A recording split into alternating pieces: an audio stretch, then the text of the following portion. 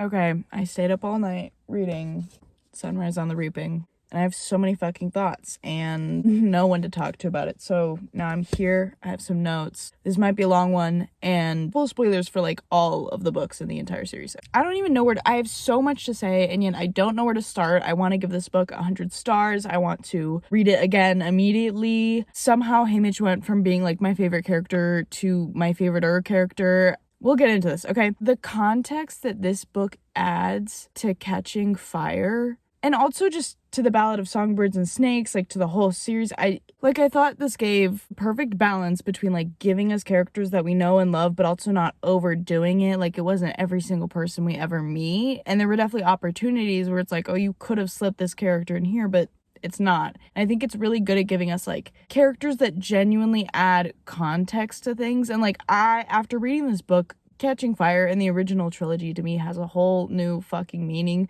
just because of how much pain. We'll get into that, okay? In terms of context, like the big one is obviously it just gives all this context to like how, you know, obviously in the original trilogy we're in Katniss's point of view, so like this whole plan that goes down in Catching Fire with like Plutarch and all of their little gold jewelry ally people, it all seems so fucking out of left field for us, and it also seems really fucking quick. Like, sir, how did you get all this in action? How did you get a game maker in on it? All of these fucking tributes. So I feel like this book is perfect at saying like this plan has been in place for 15 fucking years. We've tried it before.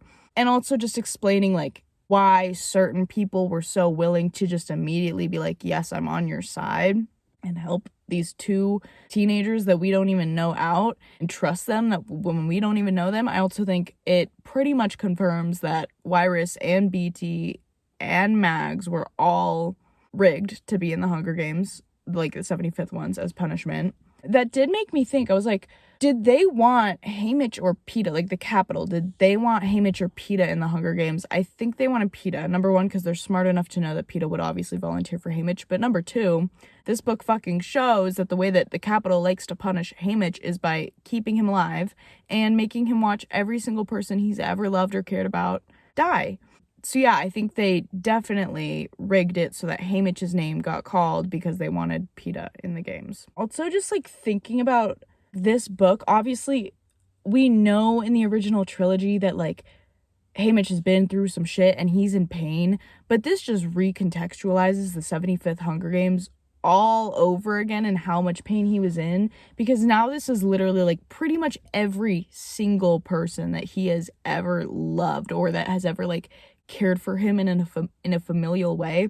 And it's also just rubbing this shit in his face. Like he feels at fault for Mags and Wiress and BT to an extent. I don't know why I keep saying like BT. He probably feels at fault. He definitely feels at fault for Peeta. Probably feels at fault for Katniss in some form.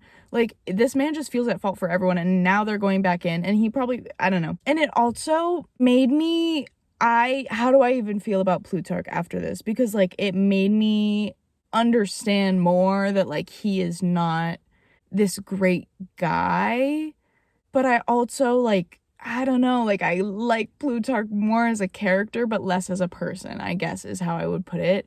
Because at the end of the day, Plutarch really did use Haymitch as a puppet, and Mags and Wiress and all of the fucking tributes as always. He used them as a puppet because he knew that he could walk away, wipe his hands clean, and be fine. He did not give a fuck what happened to Haymitch's entire family. He didn't give a fuck what happened to those other tributes. He didn't give a fuck what happened to the mentors. He really did not care. It kind of reminded me of, if anyone's seen White Lotus season 1, it reminded me of Paula and Kai, in the sense that it's like, oh yeah, she's like standing up for like the oppressed person, so I guess that's like on paper a good thing, but also she's screwing him over because she knows she can still use her privilege to just get out of this. And like ultimately, at least in this case, it does like lead to a good cause, like it's a means to an end, but like at the sacrifice of what? But then obviously it's the trolley problem. Not to be harsh, but like, it was Haymitch's pain doing this worth it to kick off what happens in 15 years? Like, probably. That also, I wonder if Effie was given 12 or like given this position with 12 as a reward or a punishment. At first I was like, oh, okay, I see, like, you know, Effie wasn't gonna be this, what are what are those people even called? I don't know, I'll just call her the MC. Effie wasn't gonna be this MC, but then she got involved with Haymitch's games, and they were like, oh, we'll give this to you. So I was like, okay, it's like she got a reward for doing so well.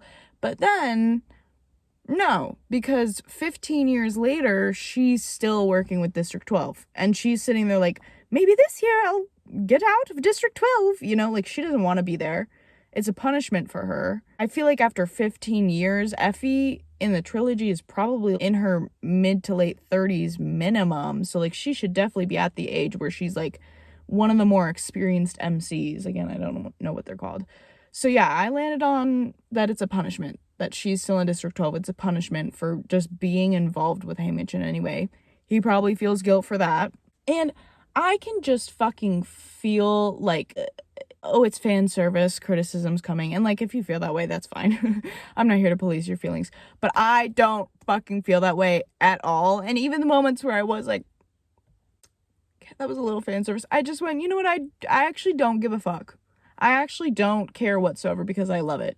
It's fan service for a reason. It's servicing me. So why am I complaining?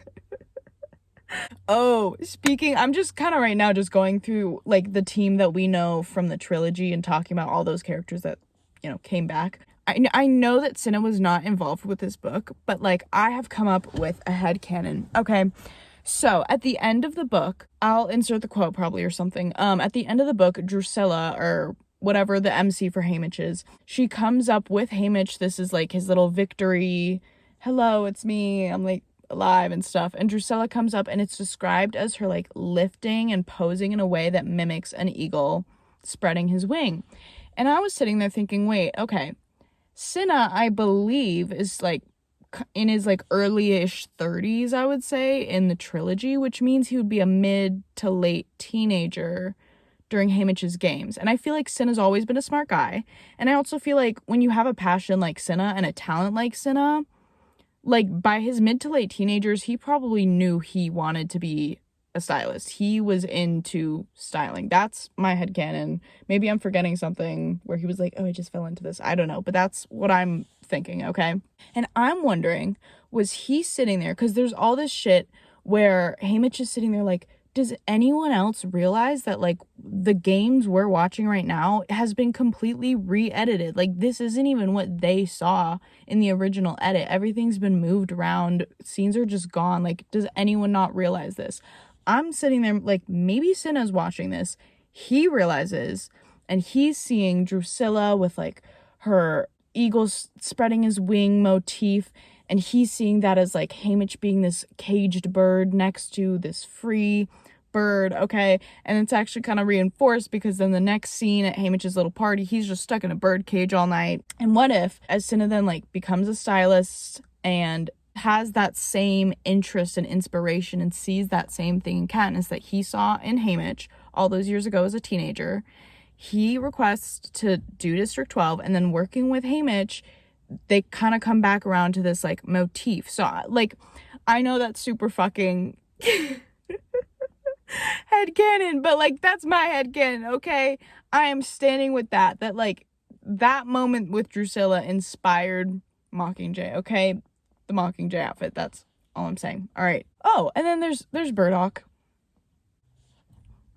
Can Haymitch get a moment of fucking peace? Like, I'm sorry.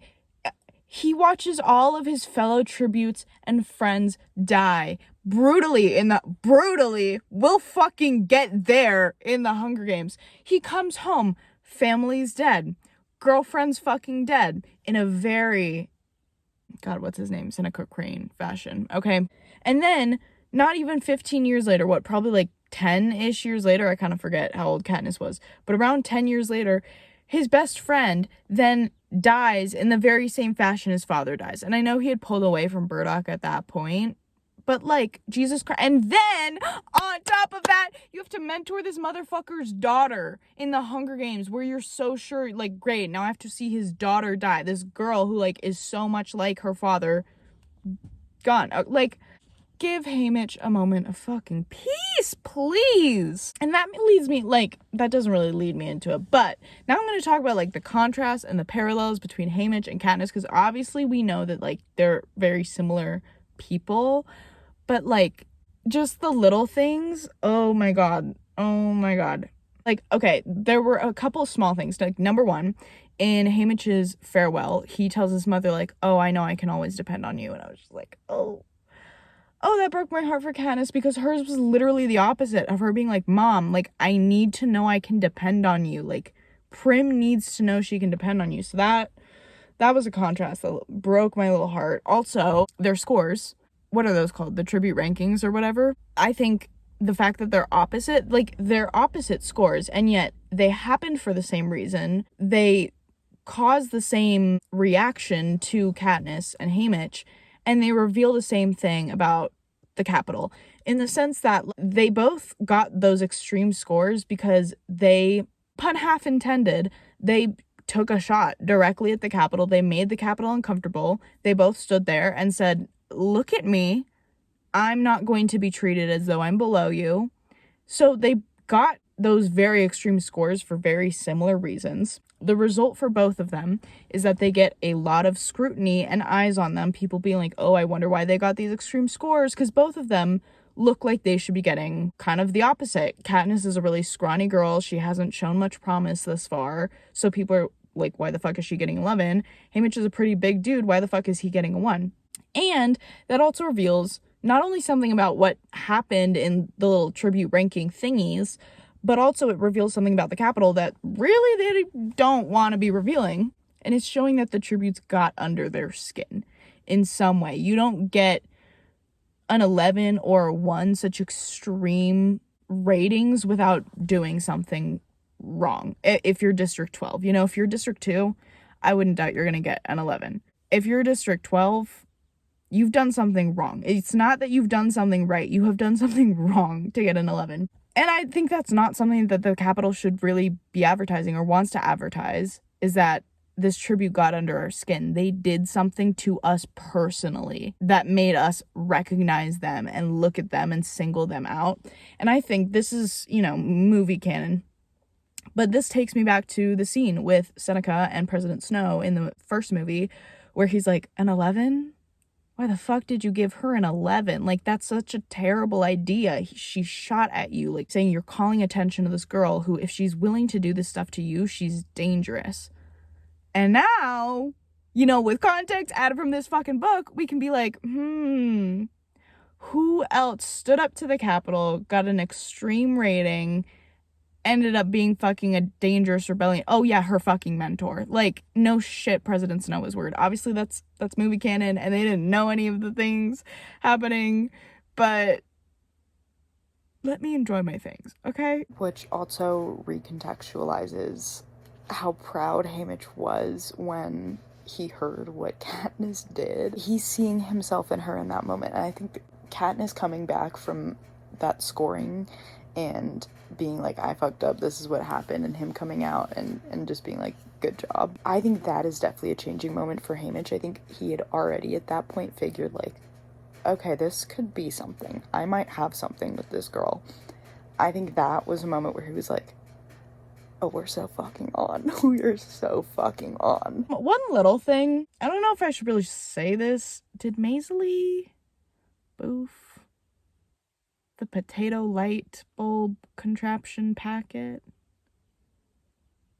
Because how else do you sneak that past a totalitarian government? And don't they have to, like, get dressed in front of, like, peacekeepers or something? So I'm just putting it out there. Anyways, buddy.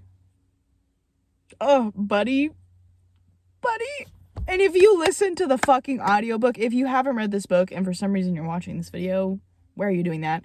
But listen to the audiobook. Or if you didn't listen to the audiobook, listen to the audiobook. The audiobook narrator was great. And the way he said, buddy, kill me, literally fucking stab me. Oh my god, I'm gonna cry thinking about it again. I don't really remember that little fucker's name, but it was like aspartame or something. I loved him though, okay? I loved him. Okay, also, okay, let's get in. I said we'd get into the gruesomeness. Wellie's fucking death. What the fuck? Oh my god. Oh my God. Like, I did not expect Miss Collins to fucking go there. Oh my God. This book is absolutely the darkest of the series, and it's primarily because of Wellie's death. I don't even want to say it on YouTube just because, I don't know, it's like such a violent word. Such a violent thing. I swear I'm not laughing at that. I'm just laughing because it's insane. And I think she wrote it fucking perfectly. Like, Silka has just this one moment of like, I'll insert the quote here so I get it specifically right, but just sort of like coming back for a second, and she just kind of goes like, I had to do it. Like, she attacked me. And obviously us as an audience are sitting there like, how old is Wellie? She doesn't seem very old. Like, you did not have to behead her. That's insane.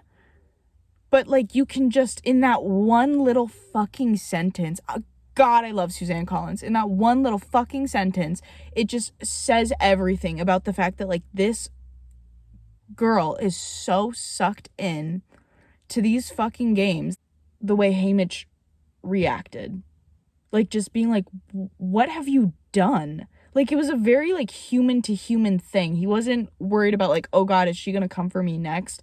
He was literally just sitting there like, what have we become? Like, what did you do? And just, like, oh, my God, the line where he was like, oh, again, I'll be, like, putting these lines on the screen or something. The line where he says, what do you think is gonna happen when you go home? Like, nobody's gonna forget this. I'm not gonna forget this. You're not gonna forget this. Like, the fact that you've done this, nobody can go home from these games now and forget this. Like, it doesn't matter who fucking wins at this point. It was just one of those moments where she really fucking hammers in how disgusting these games are, and how, like, it doesn't matter who wins. It doesn't matter if you win. It doesn't matter if you lose. Like, it takes me back. Okay. It takes me back. Again, this is movie canon, but it takes me back to the Cato line, his, like, kind of final last little monologue during the Hunger Games, where he's like, kill me. Like, I'm dead anyways. What does it fucking matter? Which that line can be interpreted a million different ways. I could do a whole video on its own about that line. Best thing that the movies have added. Okay. But both of those things, both of these moments, and both of those lines from, like, Haymitch and Cato really just bring you back to, like, you don't win the games. No one's a fucking winner of these games except for Snow and the Capitol. Like, even the citizens, I don't think, are winners of these games. And it brings you back to, these are all just children competing. Even the careers are just children who are also pawns in this game. It's just... And I also think it's saying more than... It's saying so much all at once. It's like, not only can you not go home and ever be treated the same again after people have watched you murder people, period, but fucking behead someone, but, like, you can't live with yourself. No one's gonna be able to live with this. Also, on the same topic of, like, this book being a lot more adult than all of the other books, there was a line where Haymitch finds out that Lenora was not released from jail, and he is literally like, what if they're raping her? And that, I was like, whoa. Oh, I didn't expect you to go there. Because I think as adults, and as I think mostly women are going to be watching this, most of us have probably had that thought before while reading these books. I think it's a kind of natural thought to have. I just didn't think that Suzanne Collins would go there. And I don't personally have an issue with that being in young adult books. I think that's important to understand what that is and understand the magnitude of that, and that it's a real threat. And unfortunately, I feel like it's old enough to happen to you. You should be able to be exposed to that. But I didn't know if, like, Scholastic would allow that type of shit. So that honestly, like, I don't know. I read the original trilogy when I was probably, like, 11 years old, and I was probably a little young for that, for me personally. Like, I didn't get nightmares from it. It didn't leave me with, like, lasting trauma. I think the main issue with me having read it at 11 is that I didn't get a lot of the messages I was supposed to get. Like, I got the very on the surface messages, but there was a lot of shit and a lot of nuances that I just missed. And, like, I remember I would go out with my friends and, like, play Hunger Games. And it's like, yeah, I think when you have children role playing the fucking Hunger Games, you've missed the point. So that was my own problem with reading it so young. But that all of that is to say, if I had like an 11-year-old daughter and I walked into her bedroom and she was reading The Hunger Games, Catching Fire, Mockingjay, Ballad of Songbirds and Snakes, I don't think I would be all that freaked out. I wouldn't rip it out of her hands. I would just kind of be like, hey, like, you know, this is hard stuff. If you want to like talk about it, ask questions, let me know. If I came into my fucking 11-year-old daughter's bedroom and she was reading this book, I would take that out of her hands and be like, no. And that's not because of the rape scene, or the rape mention. It's purely because of Wellie's death. Like, I think that death would absolutely fucking leave kids with nightmares and trauma. I don't even know if I was, like, aware of what beheading was at 11 years old, to be honest. Unplugged my headphones. Sorry if there's, like, a quality difference. Oh, also along the lines of dark shit, I personally think that Haymitch's descent into addiction was really well done. I thought it was realistic. I thought it was natural. I thought it was handled with care. And I'm someone who often finds I have problems with the representation of addiction in fiction.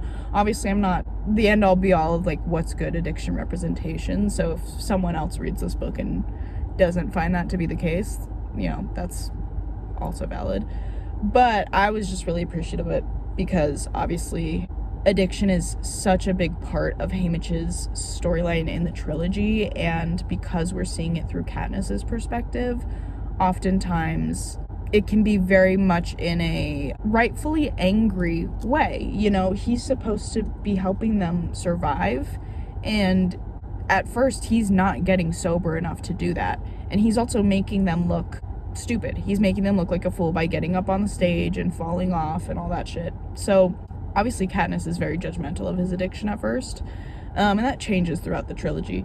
But I was just really appreciative to see, like, we don't see much of his addiction, but see his addiction from his perspective and see it's a person who has gone through some fucking shit and is just trying to survive the day. He's getting pumped with drugs to start with. That's a very common experience for people with addiction issues, is they're not even the ones who asked for the drugs, or it was like they had an accident or they had a medical procedure or something like that, and they just start getting prescribed drugs, and then the addiction grows from there. Another one, grief and PTSD and stuff like that. That's all huge triggers for addiction. So I just thought it was handled really well.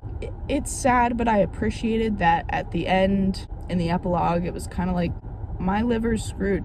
Like, I don't have all that much time anymore. Because that is also, like, the sad reality. With how heavy Haymitch was drinking, that is how his story would likely end. And so I liked that there was no sugarcoating of that. I think the story in general just did no sugarcoating. And I appreciate that, because it was hard to read. Most of this book is just really fucking sad and depressing and makes you feel awful for Haymitch.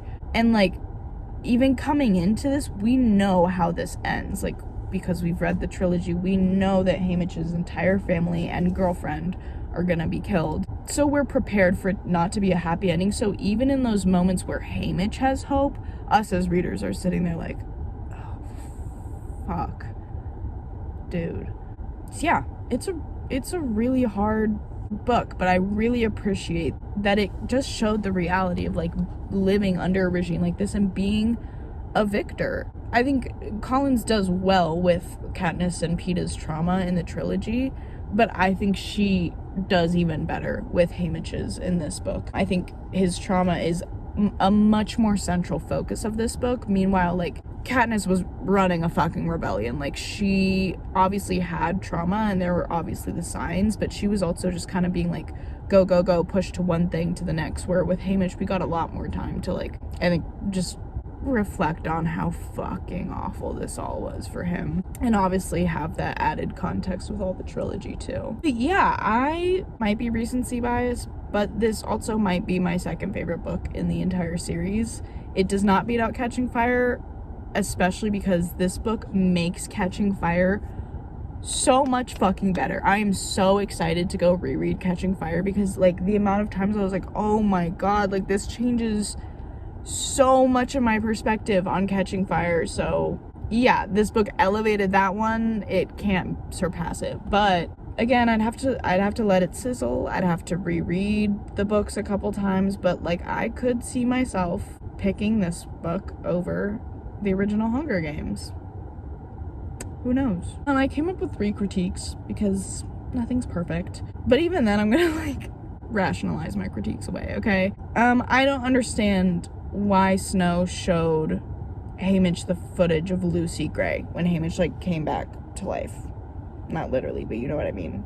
Like, I don't really understand that. I also thought Haymitch figured it out a little bit quickly. I was like, I wouldn't have gotten that. And I've read the books.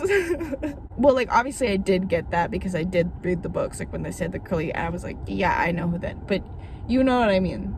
You know what I mean, okay? But also, as I typed that out, I was like, wait, did Snow show him the Lucy Gray tape? Or was that Plutarch? Did we get a confirmation? Did I miss that? Second critique, there were a couple things where I was like, Miss Collins, trust your readers a little more. You gave us like 7 hints.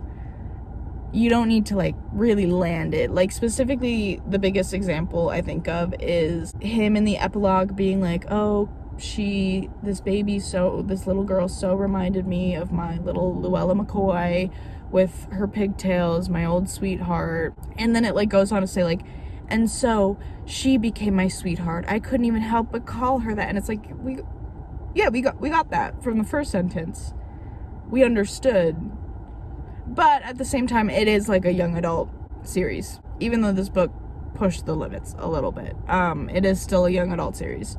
So I'm like not actually that mad at it maybe spelling a couple things out. And I still think there was plenty in here where like I'm gonna keep rereading and find shit that I haven't noticed and connect shit. So I think there is plenty to like figure out on your own.